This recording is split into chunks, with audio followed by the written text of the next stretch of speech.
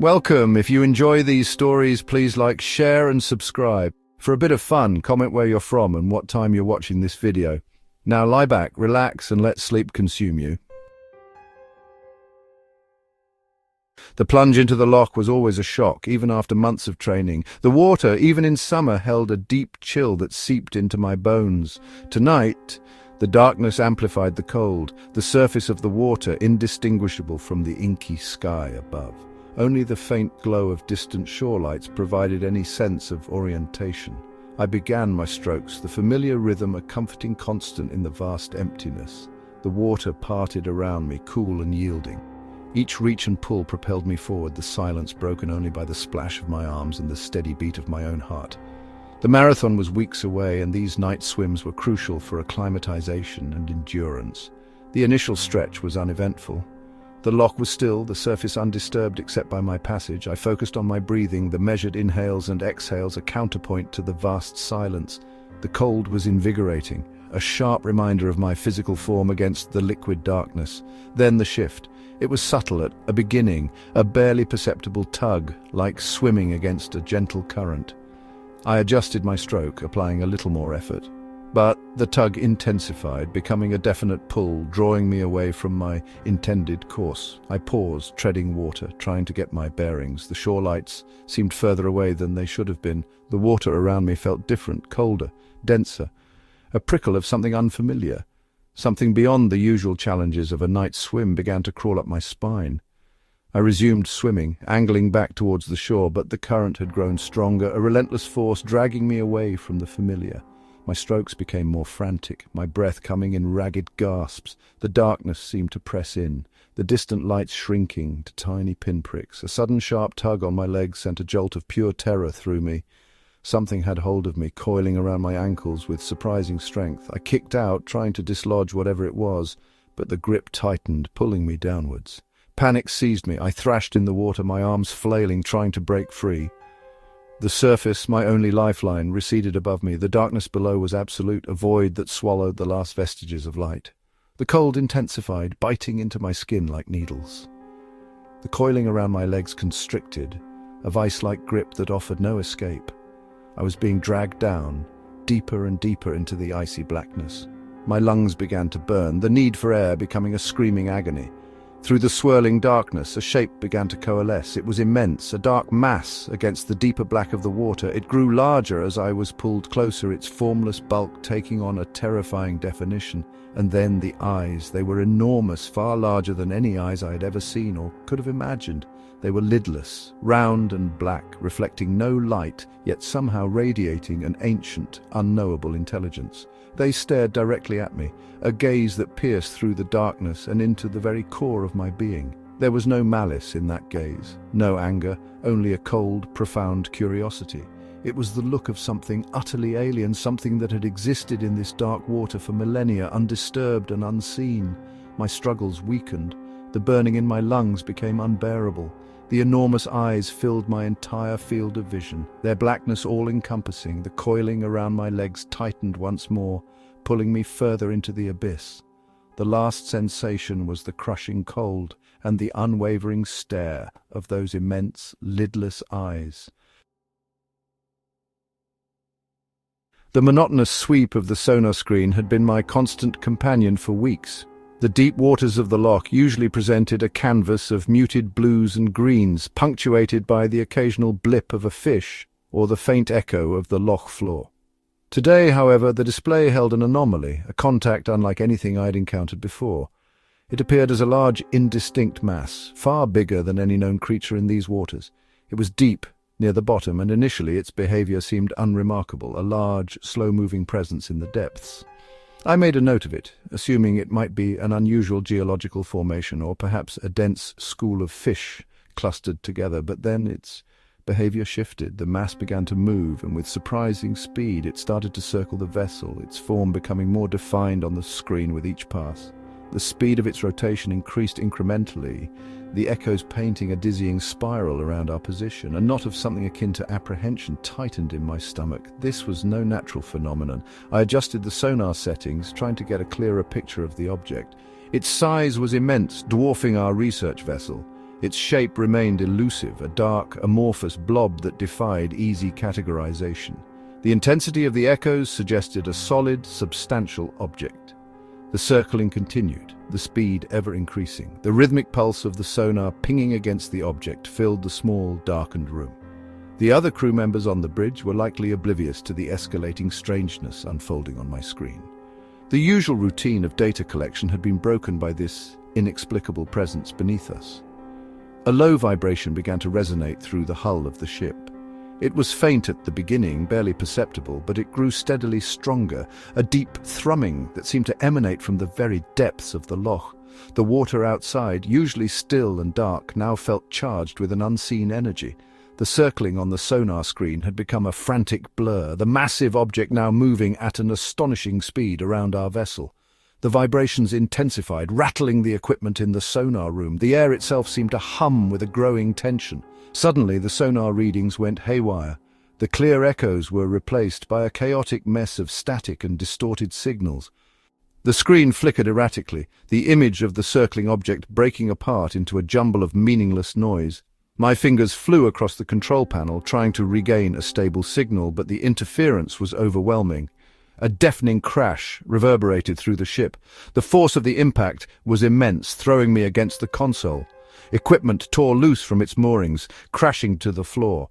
The lights flickered and died, plunging the sonar room into darkness save for the faint glow of the malfunctioning screen. Panic surged through me. This was no accident. Something had struck the hull with tremendous force. I fumbled for the emergency light, my hands shaking. The ship lurched violently, throwing me off my feet. I scrambled back to the console, my ears ringing from the impact. The emergency lights flickered on, casting long, distorted across the room. The sonar screen was now completely blank, the static a persistent hiss. A series of frantic shouts echoed from the bridge above. The ship was listing heavily to one side. I could hear the sounds of running feet and panicked voices, though the words were indistinguishable. My hand instinctively reached for the radio microphone. I had to get a distress call out. I pressed the transmit button, my voice trembling as I spoke into the receiver. I relayed our position, the unexplained sonar contact, the violent impact. As I finished speaking, another, even more powerful jolt ripped through the vessel. The ship groaned under the strain, metal screeching against metal. The emergency lights flickered violently, threatening to extinguish completely. Through the radio, I could hear a cacophony of noise, alarms blaring, shouts of terror, the sound of splintering wood and shattering glass. Then, a voice, strained and desperate, cut through the chaos. It was the captain, his words barely coherent. He spoke of something immense, something rising from the depths. His voice broke off mid-sentence, replaced by a piercing shriek. The radio crackled, the static intensifying, drowning out all other sounds. I held the microphone tightly, listening intently, but there was only silence, punctuated by the relentless hiss of static. The emergency lights finally succumbed, plunging me into absolute darkness. The ship continued to list, the sounds of creaking metal the only testament to its slow descent.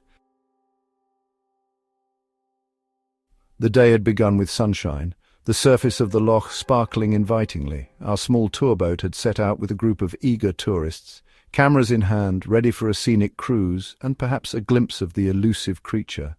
The guide had pointed out landmarks, sharing local lore and tales of Nessie, his voice jovial and reassuring. By mid-afternoon the weather had turned. Dark clouds gathered on the horizon, rolling in with surprising speed. The wind picked up, whipping the surface of the loch into a frenzy of whitecaps. Rain began to fall, at a beginning a light drizzle, but quickly intensifying into a torrential downpour. The small boat bucked and swayed, tossed about by the increasingly violent waves. The laughter and excited chatter of the tourists had been replaced by nervous silence and worried glances. The guide, his earlier joviality gone, struggled to keep the boat on course. The radio crackled and died, the promised connection to the outside world severed by the storm. We were alone at the mercy of the elements on the vast, churning expanse of the loch. The windows of the small cabin streamed with rain, blurring the already limited visibility. Lightning flashed across the sky, illuminating the turbulent water in stark, momentary bursts of light. The thunder that followed was deafening, shaking the small vessel to its core. Each flash revealed the growing ferocity of the storm, the waves rising higher, crashing against the hull with alarming force. Then, during one particularly intense flash of lightning, I glimpsed it. Rising from the water just beyond the pitching bow of our boat was something enormous. Its form was serpentine, long and dark, its body undulating as it emerged from the depths. Another flash illuminated it more clearly. It was colossal, far larger than any creature I had ever seen or imagined. Its skin appeared slick and dark, reflecting the lightning with an almost oily sheen.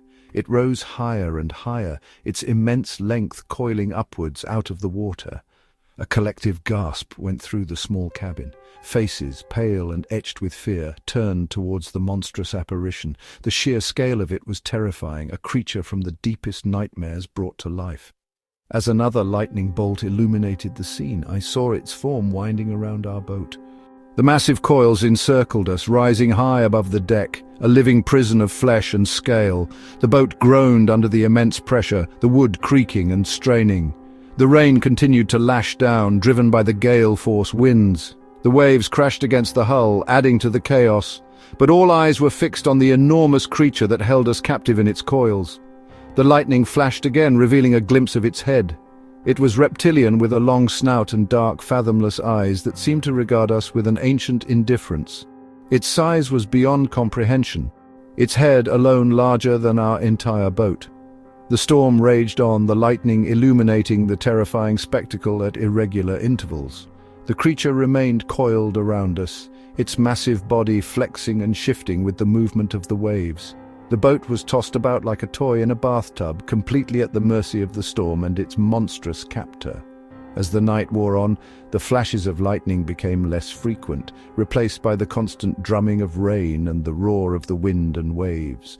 The creature remained, its presence a constant, silent threat in the darkness. The boat creaked and groaned, the strain on its structure immense. The hours crawled by, each one an eternity of fear and uncertainty. The storm showed no signs of abating. The creature remained coiled around us, an unseen force holding us in its grasp. Then, as dawn began to break through the storm clouds, casting a pale, watery light across the loch, the creature was gone. The coils had unwound, slipping silently back into the depths, leaving no trace of their immense presence. The storm began to subside, the wind and rain gradually lessening.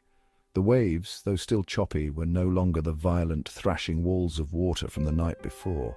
The boat, battered and waterlogged, bobbed aimlessly on the grey surface of the loch. The radio remained dead. There was no sign of the creature. There was also no sign of the other passengers. The boat was empty. Their belongings remained scattered about the cabin, untouched. But the tourist, the guide, all gone, vanished without a trace into the vastness of Loch Ness. The path along the cliff top was narrow, winding its way through the heather and bracken. The view of Loch Ness was breathtaking, a vast expanse of dark water stretching out towards the distant hills. The wind whipped around me, carrying the scent of damp earth and pine. It was a perfect day for a hike and for capturing the rugged beauty of the Scottish Highlands. I paused at a particularly scenic overlook. The loch spread out before me like a giant, shimmering ribbon. I reached for my camera, the familiar feel of it in my hands comforting. I adjusted the lens, framing the shot carefully, trying to capture the scale of the landscape. I began to zoom in, wanting to focus on the details of the far shore, the way the sunlight glinted on the water. As the image on the viewfinder magnified, I noticed something unusual. A large, dark area beneath the surface, further out in the loch. Initially, I thought it might be a trick of the light, or perhaps a patch of particularly dark water. But as I adjusted the focus, the shape became more defined. It was enormous. A vast, elongated form moving slowly beneath the surface. It was too large to be a boat, too dark and amorphous to be rocks. A feeling of intense curiosity mixed with a growing sense of unease settled over me. I held the camera steady, my finger hovering over the shutter button, wanting to capture this strange anomaly. The shadow continued its ponderous journey beneath the water, its size truly immense. I zoomed in further, trying to make out any details of its form. It seemed to undulate slightly as it moved, a subtle ripple disturbing the surface of the water above it. The sheer scale of it was unsettling, hinting at something truly massive lurking in the depths. I shifted my footing slightly, wanting to get a better angle for the photograph. The ground beneath my boots felt firm at a beginning, solid rock covered with a thin layer of soil and vegetation. Then, without any warning, the ground gave way. The edge of the cliff crumbled beneath me, sending a shower of loose earth and stones tumbling down towards the loch. I gasped, my arms flailing as I lost my balance. For a moment I hung precariously on the edge, my fingers scrabbling for purchase on the crumbling soil. Then the rest of the ground beneath me gave way and I plunged downwards. The fall was swift and terrifying. The wind rushed past my ears as I tumbled through the air.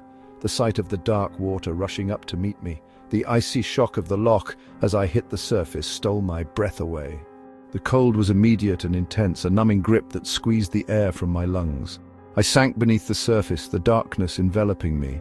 I struggled to orient myself, the shock of the fall and the freezing water disorienting.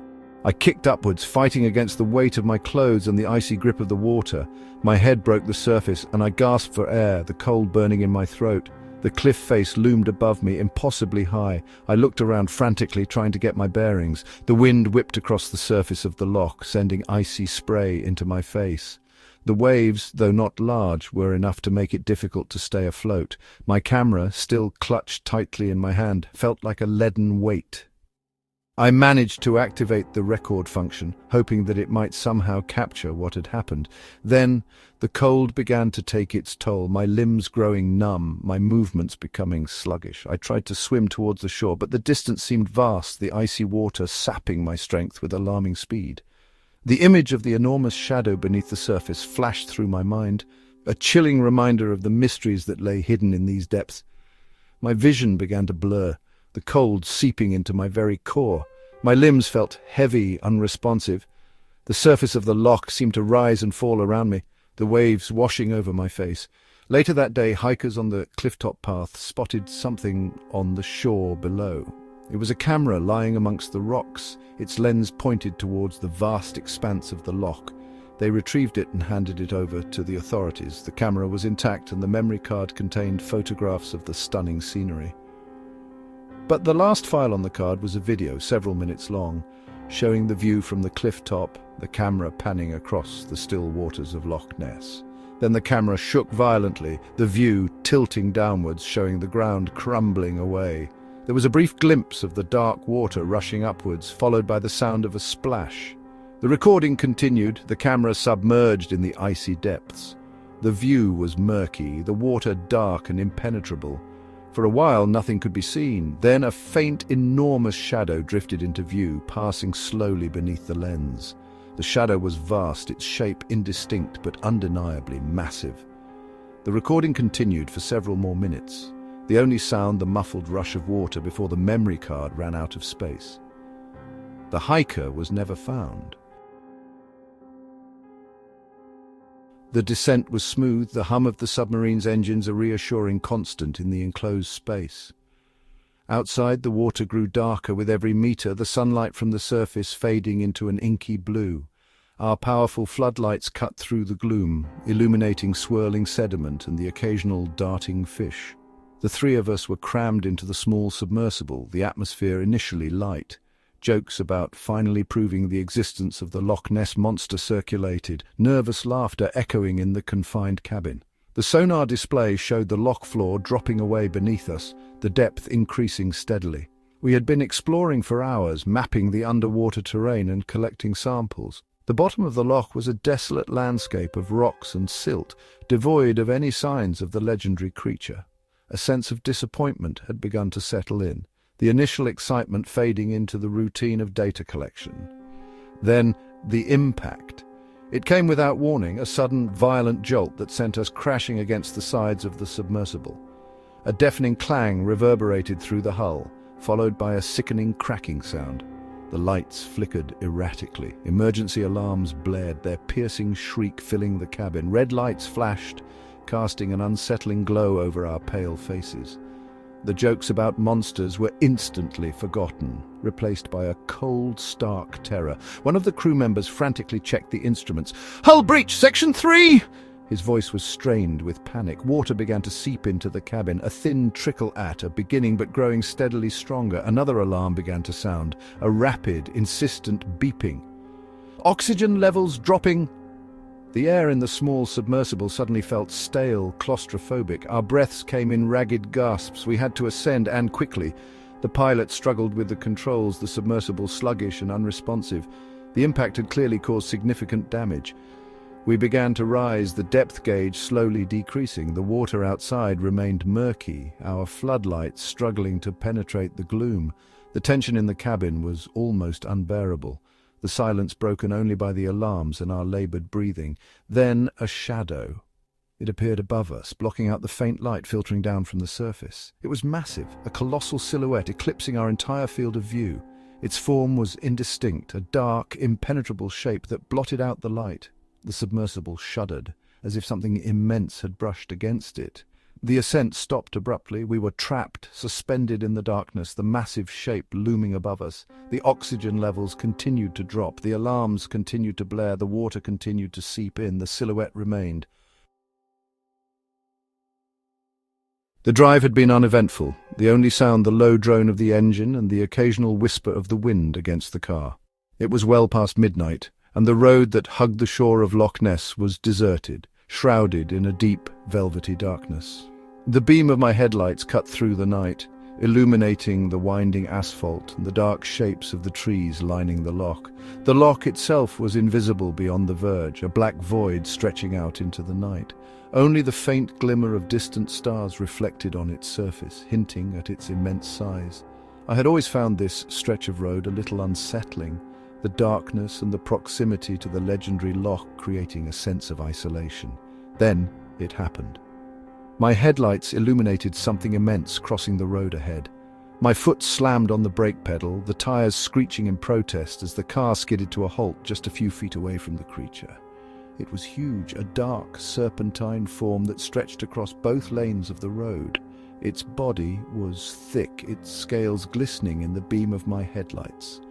It moved with a fluid, slithering motion, its immense length rippling as it crossed. My heart pounded in my chest, a cold wave of terror washing over me. This was no deer, no farm animal. This was something else entirely, something ancient and enormous. Its sheer size defied any logical explanation. I gripped the steering wheel, my knuckles white, my eyes fixed on the creature as it continued its ponderous journey across the road. It moved with a surprising speed for its size, its massive body gliding over the asphalt. As it reached the edge of the road near the steep bank that led down to the loch, it paused for a moment. Its head, large and vaguely reptilian, turned slightly, as if sensing my presence. Even in the darkness, I could sense an ancient, unknowable intelligence in its gaze. Then, with a final powerful undulation of its body, it slid down the bank and disappeared into the black waters of the loch. The only sound was a faint splash as its massive form entered the water.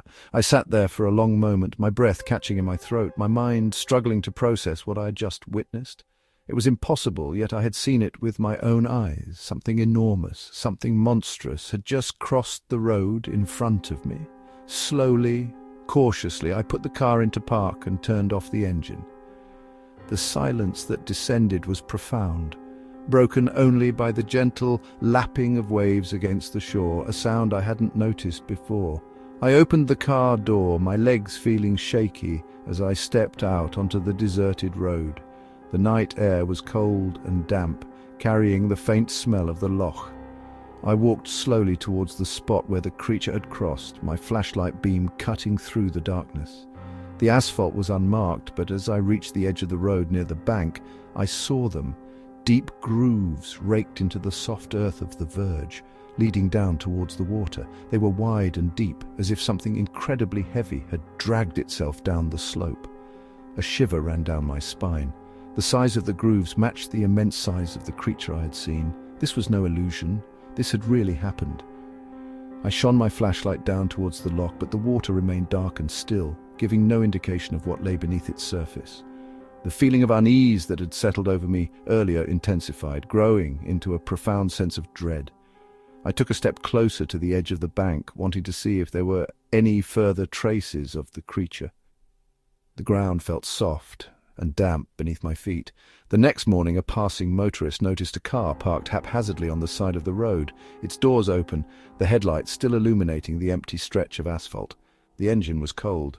There was no sign of the driver. The only unusual thing was a set of deep grooves in the earth, leading down towards the dark waters of Loch Ness. The gentle rocking of the boat was soothing, the afternoon sun warm on my face. The loch stretched out around me, a vast expanse of calm, dark water reflecting the clear blue sky. The only sound was the gentle lapping of small waves against the hull of my little motorboat. It was a perfect day for solitude, a chance to escape the everyday and simply be present in the quiet beauty of Loch Ness. I had been drifting for some time, the engine idling quietly as I enjoyed the stillness. The distant hills formed a hazy silhouette on the horizon, and the occasional bird flew overhead, their calls echoing across the water. It was a scene of perfect tranquility. Then the engine sputtered, once, twice, and then fell silent. The sudden quiet was jarring, the gentle rocking of the boat now the only sound. I frowned, a small knot of annoyance tightening in my stomach. The engine had always been reliable. I tried the ignition key, but nothing happened. The engine remained stubbornly silent. I sighed, knowing that I would have to investigate. The peace of the afternoon had been abruptly broken. I stood up, carefully making my way to the back of the boat where the small outboard motor was mounted. I checked the fuel gauge. It was nearly full. I examined the connections, but everything seemed to be in order. I tried the ignition again, still nothing. A sense of mild frustration began to give way to something else, a faint prickle of unease. The silence on the loch now felt heavier, more profound. The water, moments before a tranquil mirror, seemed darker, more opaque. I looked out across the surface. It was still calm near the boat, but further out I noticed something. The water was beginning to ripple. Not the gentle ripples caused by a light breeze, but larger, more distinct disturbances, as if something was moving beneath the surface. The ripples spread outwards, growing in size and intensity as they approached the boat. They seemed to emanate from a central point, a disturbance deep below. My unease intensified, a cold knot forming in my chest. The boat began to rock more noticeably, the gentle rocking replaced by a more erratic, unsettling motion. The ripples reached us, and the water around the boat began to churn, as if something large was rising from the depths. The surface of the loch bulged upwards, the dark water stretching and distorting. The boat tilted sharply to one side, throwing me off balance. I grabbed the railing, my knuckles white as I struggled to hold on. The tilting became more violent, the small motorboat lurching precariously.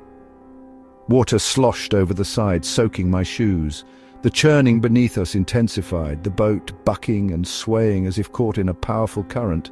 Then the boat tipped again, even more sharply. I lost my grip on the railing, my feet sliding on the wet deck. I cried out, a sound swallowed by the vast emptiness of the loch. I tumbled towards the edge of the boat, the water rising up to meet me. My final panicked breath was drawn in as the boat lurched one last time, throwing me into the icy depths. The cold was shocking, stealing the air from my lungs. I sank beneath the surface, the darkness enveloping me. I flailed, trying to swim back to the boat, but something had hold of me. A powerful force yanked me downwards, pulling me deeper into the black water. I struggled, my arms and legs thrashing, but the grip was relentless, inexorable. The light from the surface receded above me, growing fainter and fainter. The pressure increased, squeezing my chest, making it impossible to breathe. My lungs burned, my vision began to blur. The darkness around me was absolute, broken only by the faint, distorted outline of the boat above. Then everything went black. The small motorboat continued to spin slowly in circles on the surface of the loch, its engine silent, its deck empty. The ripples on the water gradually subsided, leaving the surface calm once more, reflecting the clear blue sky. There was no sign of the woman who had been enjoying the peace of the afternoon. Only the empty vessel remained, drifting aimlessly on the vast, silent loch. The mud squelched softly between my toes as I explored the edge of the loch. The water lapped gently at the shore, its surface reflecting the cloudy sky. I loved playing by the water, searching for interesting stones and watching the little fish dart in and out of the shallows. Today, the mud near the water's edge was particularly soft and yielding. My small footprint sank easily into the dark earth. I was tracing patterns with my finger in the mud when I saw it. It was enormous. A print much bigger than my whole body embedded deep in the mud. It had a strange, scaly texture, the impressions of individual scales clearly visible in the soft earth. The shape was unlike anything I had ever seen, long and wide with what looked like blunt claws at the end. My eyes widened in amazement. This was no ordinary animal footprint. This was something huge, something different. A thrill of excitement shot through me. I had to show my parents. They wouldn't believe what I had found. I scrambled to my feet and ran towards our small cottage, my bare feet slapping against the damp grass. I burst through the door, eager to share my discovery. I gestured emphatically towards the loch, my face beaming with the importance of my find. My parents, who were sitting by the fire, looked up in surprise. I tugged at their hands, pulling them towards the door, my anticipation bubbling over. They followed me, a mixture of amusement and curiosity on their faces. We hurried back down to the loch, me leading the way. My excitement building with every step. I pointed to the muddy patch where I had been playing, eager to reveal the incredible footprint. But the footprint was gone. The water had risen slightly, and the gentle waves were now washing over the muddy bank. The massive impression I had seen just moments before had been completely erased, the mud smoothed over by the water. I pointed at the now undisturbed mud, my brow furrowed in confusion and disappointment. I gestured wildly, trying to convey the size and shape of the print I had seen, my initial excitement replaced by frustration. My parents looked at the now undisturbed mud, their expression sympathetic but skeptical. My dad offered a reassuring smile. I shook my head vehemently, trying to communicate the reality of my discovery. I pointed again and again at the water, then gestured with my arms to illustrate the immense size of the footprint. As I was trying to explain, a deep sound rumbled across the loch. It was low, resonant, and seemed to vibrate through the very ground beneath our feet. It was a growl unlike any animal sound I had ever encountered. The parents' expressions shifted, their smiles vanishing, replaced by a look of alarm. They exchanged a quick, worried glance. The sound echoed across the still water, sending a shiver down my spine. We looked out towards the loch, its surface now perfectly still, reflecting the grey sky. There was nothing to be seen. The silence that followed the growl was heavy, expectant. My mum reached for my hand, her grip tightening. She looked towards the cottage, a silent suggestion of retreat in her eyes. My dad nodded slowly, his gaze fixed on the surface of the loch, a deep furrow in his brow. He scanned the water intently, a look of concern etched on his face. We began to turn back towards the cottage, my hand held firmly in my mum's. I glanced back at the muddy patch one last time, a lingering sense of disappointment in my heart. Then my mum's grip tightened even further and her breath hitched. My dad's head snapped around, his eyes widening in terror. I turned to see what they were looking at. The surface of the water near the shore was disturbed, a series of ripples spreading outwards, and then nothing. My hand slipped from my mum's grasp. I stood alone. The only sound was the gentle lapping of the water against the muddy bank. My parents were gone. The cottage stood silent in the distance. The loch stretched out before me, dark and still. The tents stood clustered near the edge of the loch, their nylon surfaces rustling softly in the evening breeze. Cameras of all shapes and sizes were meticulously arranged on tripods, their lenses pointed towards the vast expanse of dark water. We were a group united by a shared obsession to capture photographic evidence of the elusive creature said to inhabit these depths. The sun dipped below the horizon, painting the sky in hues of orange and purple before fading into a deep twilight. The surface of the loch mirrored the darkening sky, becoming an almost perfect still black. The air grew cooler, carrying the damp scent of the water and the surrounding vegetation. We worked quietly, making final adjustments to our equipment, checking settings and ensuring everything was ready for the long night ahead.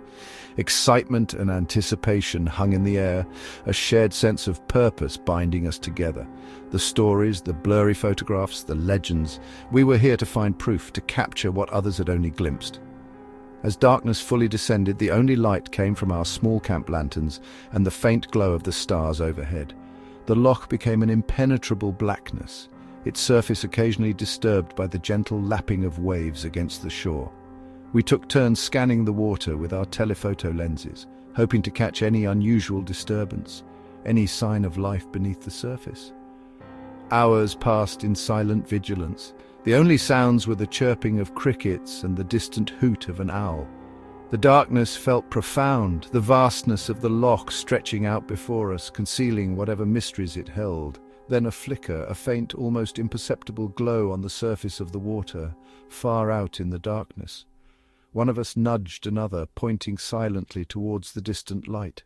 We all focused our lenses on the spot, our hearts quickening with anticipation. The glow intensified, resolving into two distinct points of light. They were low on the water, close together, and seemed to pulse with an inner luminescence. Eyes. Two enormous eyes, reflecting in the darkness, staring back at us from the black depths of the loch. A wave of something akin to awe, mixed with a primal fear, washed over us. This was it. This was what we had come for. We began to adjust our camera settings, our fingers moving quickly and silently in the darkness, trying to capture the incredible sight before us. The two glowing eyes remained fixed on our position, their intensity unwavering. They seemed to possess an intelligence, a sentience that was both captivating and deeply unsettling. It was as if we were not the only ones observing. Something out there was observing us too. We continued to photograph the phenomenon, the clicks of our camera shutters, the only sounds breaking the silence. The eyes remained visible for what seemed like an eternity, their glow piercing the darkness. Then, just as suddenly as they had appeared, they vanished. The surface of the loch became uniformly black once more, the darkness absolute. We remained at our posts, our cameras still trained on the water, hoping for a reappearance, but the glowing eyes did not return. The rest of the night passed without incident, the silence of the loch unbroken. As dawn broke, painting the sky in soft hues of pink and gold, we began to pack up our equipment, a sense of both exhilaration and lingering unease amongst us. We had seen something incredible, something that defied easy explanation. We had photographs, perhaps even proof. The sun rose higher, illuminating the campsite. The tents stood empty. The cameras remained on their tripods, their lenses still pointed towards the loch. The memory cards were full, containing images of the dark water and, we hoped, the two glowing eyes. But the photographers were gone. Their sleeping bags lay neatly rolled inside their tents. Their personal belongings were still there. But the group, the witnesses to the glowing eyes in the darkness, had vanished without a trace. The only sound was the gentle lapping of waves against the shore, the loch holding its secrets close. The night had been still, the silence of the remote campsite broken only by the gentle rustling of leaves in the breeze. I had drifted off to sleep easily, the exhaustion of a long day of hiking settling over me like a comfortable blanket. Then the sound. It was a sloshing, a wet, dragging sound coming from just beyond the thin nylon of my tent. It wasn't the gentle lapping of waves against the shore. This was something else, something heavier, more purposeful. My eyes snapped open, my heart beginning to pound against my ribs. My initial thought was an animal, perhaps a deer coming down to the loch for a drink, or maybe even a badger foraging near the water's edge. I reached for my flashlight, the beam cutting through the darkness within the tent. A sense of caution, a prickle of something beyond simple curiosity, urged me to investigate. Unzipping the tent flap as quietly as possible, I stepped out into the night. The moon was hidden behind a bank of clouds, leaving the campsite shrouded in a deep, almost absolute darkness. The sloshing sound had stopped, replaced by an unnerving silence. I swept the beam of my flashlight across the immediate surroundings. The trees stood like silent sentinels, their branches skeletal against the faint starlight. The ground around my tent was damp with dew. Nothing seemed out of place. Then I directed the beam towards the shore of the loch, just a few feet away. The water was black and still, reflecting the faint light from the sky like a dark mirror. There was no sign of any animal, but as I panned the light along the muddy bank, I saw it. A long, slick shape, dark and glistening, was just disappearing beneath the surface of the water. It moved with a fluid, serpentine grace, leaving barely a ripple as it slid into the depths. Its length was unsettling, far longer than any otter or seal I could imagine inhabiting these waters. My breath caught in my throat. What had I just seen? The image of that long, dark form retreating into the loch sent a shiver of something cold and primal down my spine. I lowered the flashlight, my gaze fixed on the muddy shoreline where the shape had been, and then I noticed them. Deep gouges raked into the soft earth, as if something immense with sharp claws had dragged itself into the water. The marks were too large, too deep, to have been made by any ordinary animal. A wave of nausea washed over me. The sloshing sound, the retreating shape, the clawed gouges, they painted a picture that defied any rational explanation. A knot of pure terror began to tighten in my chest. I backed away from the shore, my flashlight beam shaking in my hand. The silence of the night now felt menacing, filled with unseen possibilities. Every rustle of leaves, every creak of a branch sounded amplified in the stillness. I stumbled back to my tent, my mind racing. I had to get out of here. This place, this loch, felt wrong, tainted by something ancient and unknown. I fumbled with the zipper of my tent, my hands clumsy with fear. Once inside, I scrambled to pack my belongings, my movements jerky and uncoordinated. The thought of staying here until morning was unbearable. I had to leave now under the cover of darkness, even though every instinct screamed at me to run. I threw my sleeping bag and clothes into my backpack, the sounds amplified in the small space of the tent. My heart hammered in my chest, each beat echoing the growing panic within me. As I was stuffing the last of my gear into the pack, a sound from outside made me freeze. It was the same sloshing sound I had before, but this time it was closer, much closer. It seemed to be just outside the tent. I held my breath, every muscle in my body tense. The sloshing continued, circling the tent, a wet, dragging sound that sent chills down my spine. I strained my ears, trying to discern some pattern, some indication of what was making the noise. Then a scraping sound, like claws against the nylon of the tent. It started near the bottom and moved upwards, slowly, deliberately. I squeezed my eyes shut, my hands clamped over my mouth to stifle a scream. The scraping stopped, just above my head. Silence descended once more, a silence more terrifying than any sound. I lay there, frozen, listening for any indication that whatever was outside was still there. Minutes stretched into an eternity. The silence remained unbroken. Slowly, cautiously, I reached for my flashlight, my hand trembling. I flicked it on, the beam illuminating the inside of the tent. Everything was as it should be. But the fear remained, a cold knot of dread in the pit of my stomach. I knew with a certainty that chilled me to the bone that I was not alone. Something was out there, something that had left its mark on the shoreline, something that had circled my tent in the darkness. I lay there for the rest of the night, huddled in my sleeping bag, listening to the sounds of the loch and the surrounding forest, every shadow seeming to conceal a potential threat. Sleep was impossible. As the first hint of dawn began to paint the sky a pale grey, I finally dared to unzip the tent. I peered outside, my eyes scanning the campsite. Everything looked normal, peaceful. The birds had begun to sing. But the memory of the sloshing sound, the retreating shape, and those deep, clawed gouges on the shore remained vivid in my mind. I packed up my tent quickly, my movements driven by a desperate need to leave this place behind. I didn't linger to make breakfast or tidy the campsite. I simply shouldered my backpack and started walking, my pace bordering on a run. I didn't look back. By mid-morning, I reached the nearest village, exhausted and shaken. I tried to explain what I'd experienced, but the words sounded foolish even to my own ears. A long, slick shape, clawed gouges, sloshing in the night. It was the stuff of nightmares, not reality. I never went back to that campsite. I never swam in Loch Ness again.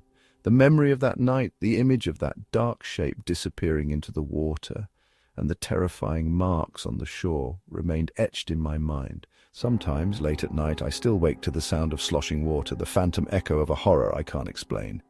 The authorities found my abandoned campsite later that day. There was no sign of me.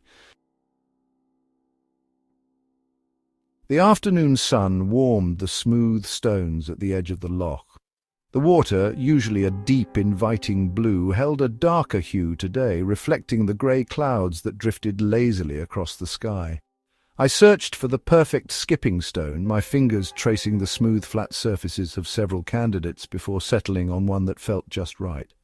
I wound up my arm a practiced pendulum and sent the stone skimming across the surface of the water.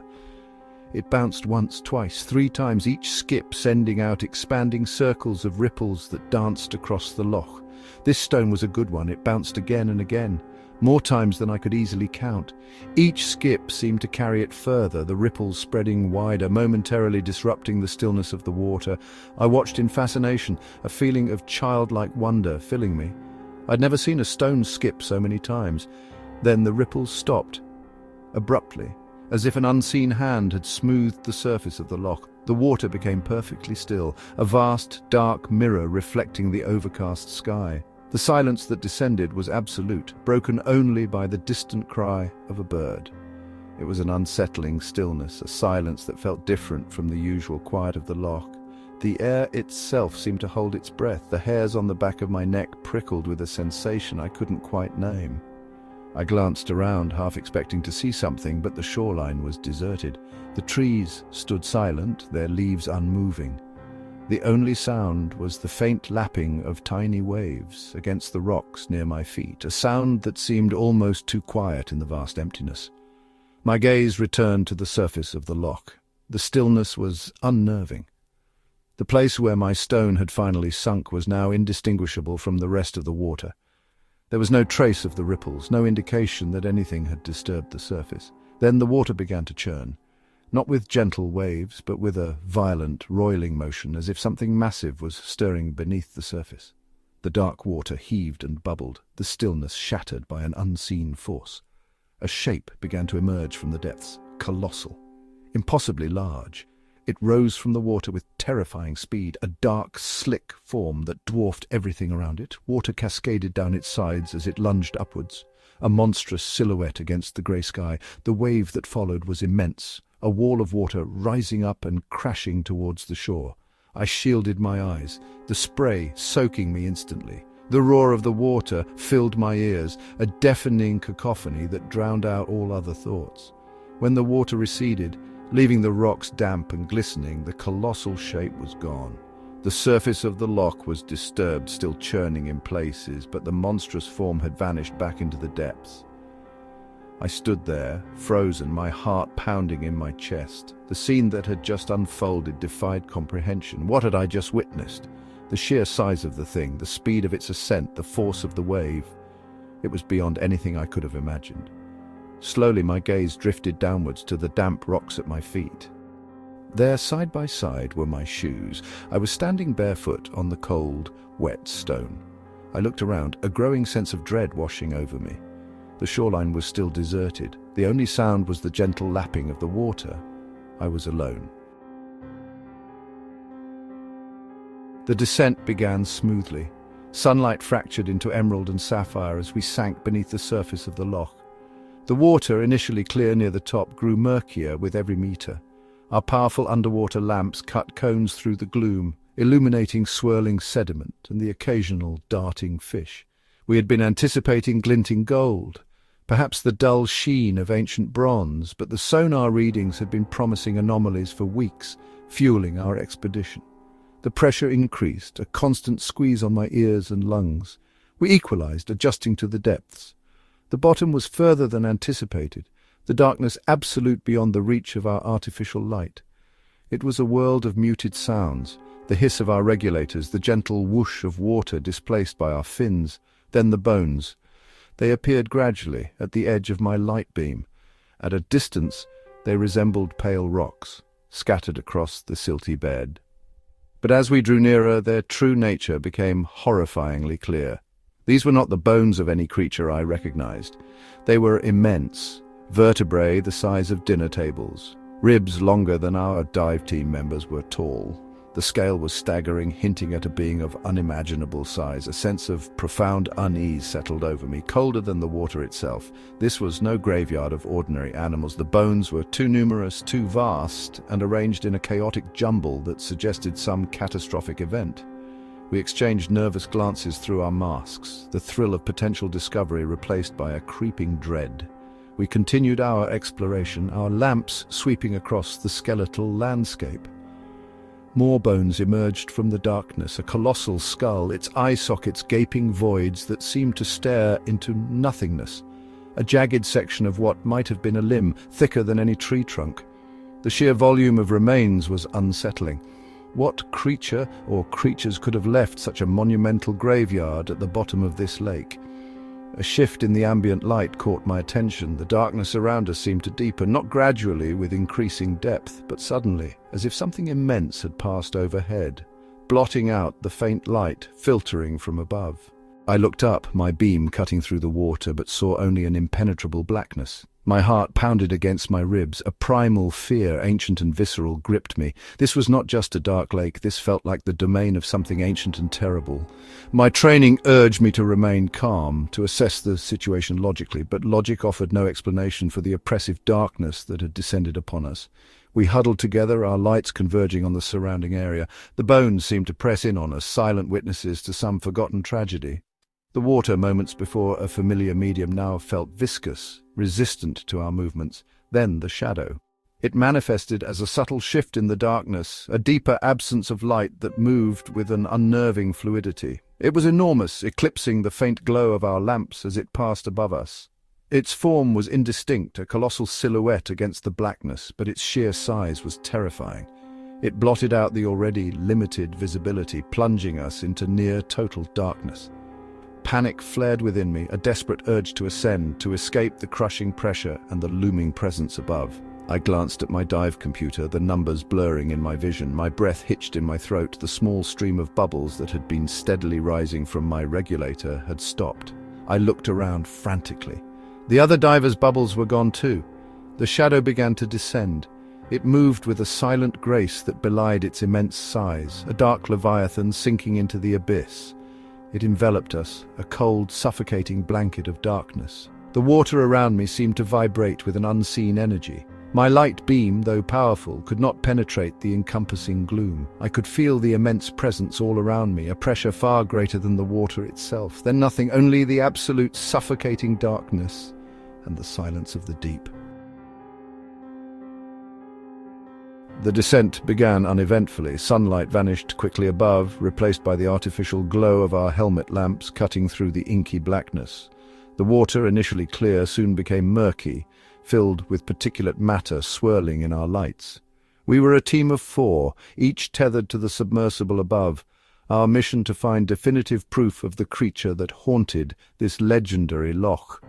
The sonar screen on my wrist-mounted console pulsed with faint echoes, the usual noise of the deep. We continued our downward trajectory, the pressure increasing steadily. My breathing felt constricted within the confines of my suit, a familiar sensation I usually ignored. Today, however, a subtle unease prickled at the back of my neck. Then the sonar registered something different. A large, distinct shape appeared on the screen, far bigger than any fish or known anomaly. It was moving. A thrill, mixed with a growing apprehension, ran through me. This was it. We adjusted our course, heading towards the signal. The shape on the sonar grew larger, its form becoming more defined. It was immense, its length stretching beyond the range of our initial scan. My heart pounded against my ribs. This was no myth. One of my colleagues, positioned slightly ahead, gestured excitedly with his lamp pointing into the gloom. I followed his beam. For a fleeting instant I glimpsed it, a dark, serpentine form gliding through the water, its sheer size dwarfing anything I could have imagined. Then it was gone, disappearing back into the murky depth. We exchanged excited hand signals, a silent acknowledgement of what we had just witnessed. We continued our pursuit, the sonar our only guide now. The shape began to move erratically, its speed surprising for something so large. Suddenly the sonar screen of the diver to my left went blank. His tether, which had been taut moments before, now drifted loosely. His lamp flickered and died. There was no struggle, no indication of what had happened, just an empty space where he had been. Panic began to set in. We clustered together, our lamps creating a small pool of light in the vast darkness. The sonar continued to track the enormous shape which now seemed to be circling us. Another diver's lamp winked out. His tether too went slack. My breath hitched in my throat. This was not a hunt. We were the prey.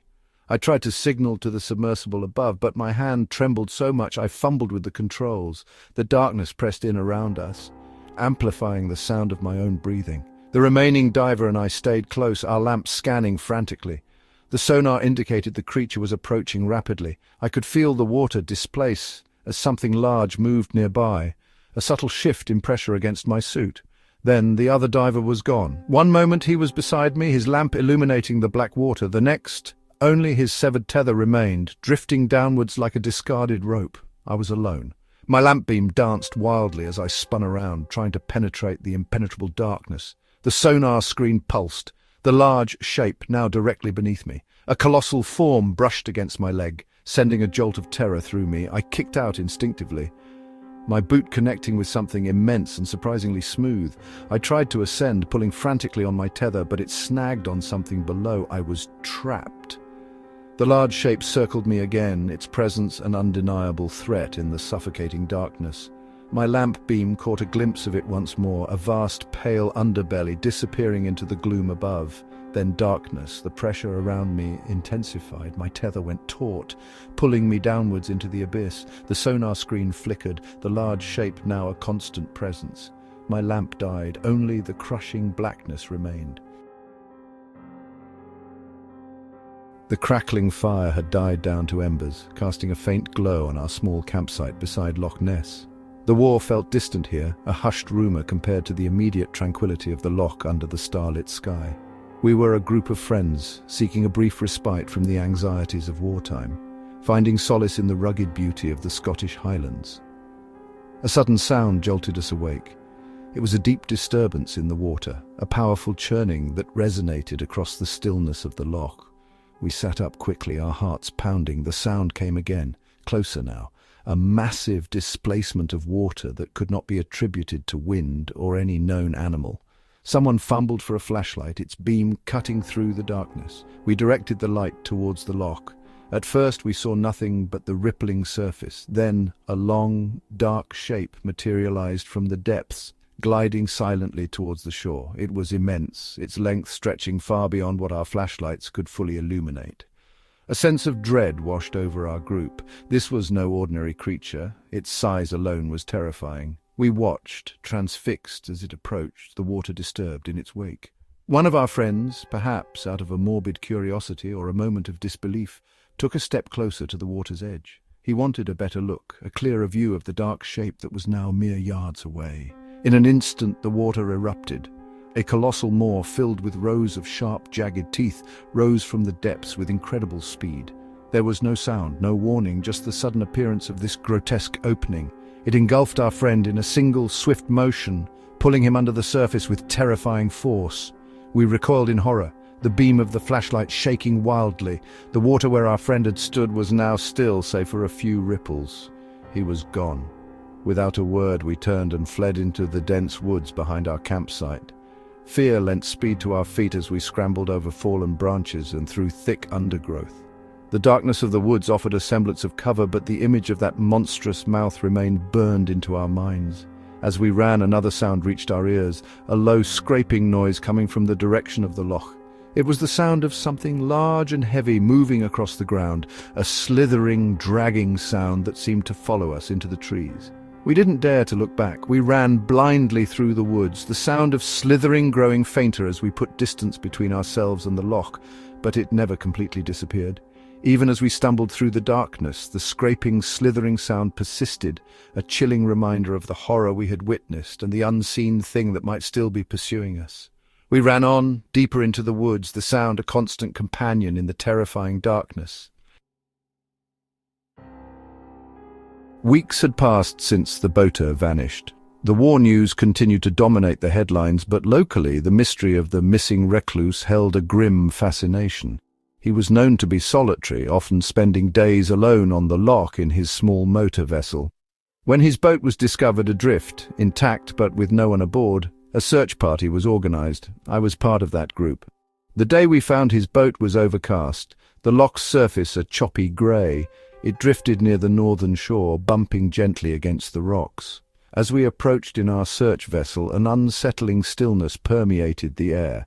The boater's belongings were neatly stowed. A half-eaten meal lay on a small table, but there was no sign of him.